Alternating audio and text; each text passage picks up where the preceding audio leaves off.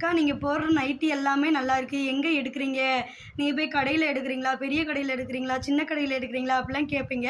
எப்படி நம்ம கிராமத்தில் நைட்டி பாவாடை அப்படின்லாம் வருவாங்க, அது மாதிரி தான் இந்த சைடும் வந்து நான் எங்கே எடுக்கிறேன்னா நம்ம லைனுக்குள்ளேயே வந்துட்டு ஃபோன் பண்ணி சொன்னோன்னா கொண்டு வருவாங்க. நம்ம கிராமத்தில் எப்படியுமோ அது மாதிரியே சிட்டிலையும் இருக்குது. நைட்டிலாம் எவ்வளோக்கா நீங்கள் வாங்குறது, அதிகமாக ரேட் இருக்குமா அப்படிலாம் கேட்பீங்க. நான் இன்னும் வந்து நான் பிடிச்சு கூட அடிக்கலை, உங்கள்கிட்ட விரித்து காமிச்சிட்டு அதுக்கப்புறம் நான் வந்து போட்டே உங்கள்கிட்ட காமிக்கிறேன், நல்லா இருக்கா அப்படின்னு சொல்லுங்கள்.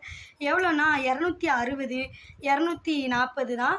முன்னாடி வந்து 200 இருந்துச்சு நான் எடுக்கிறப்போ. இப்போ வந்து 10 20 20 கூட்டி இப்போ 260 வரைக்கும் போயிடுச்சு நைட்டியோட ரேட்டு.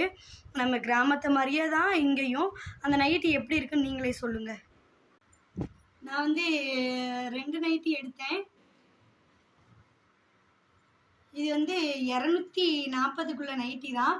நம்ம வந்து ஒன்றும் பிரித்து கூட அடிக்கலை, இப்போ தான் உங்கள்கிட்ட தான் காமிக்கேன், அதனால் வந்து ஒன்றும் பிரித்து கூட நான் அடிக்கலை. இது வந்து நான் உங்களுக்கு போட்டே காமிக்கிறேன்.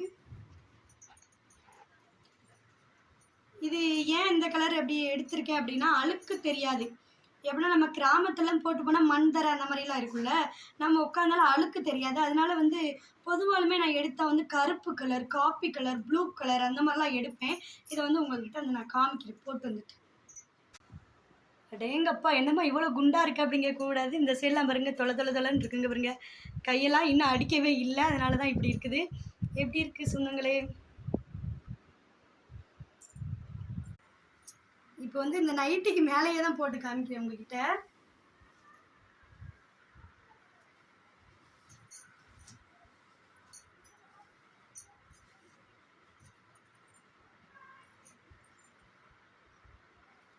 டைட்டாக அடிச்சிட்டோன்னா நல்லா சூப்பராக இருக்கும் இந்த கலர்ஸ் எல்லாம். எப்படி சொந்தங்களா இருக்குது, பிடிச்சிருக்கா? மறக்காமல் கமெண்ட் பண்ணுங்கள். பாய்.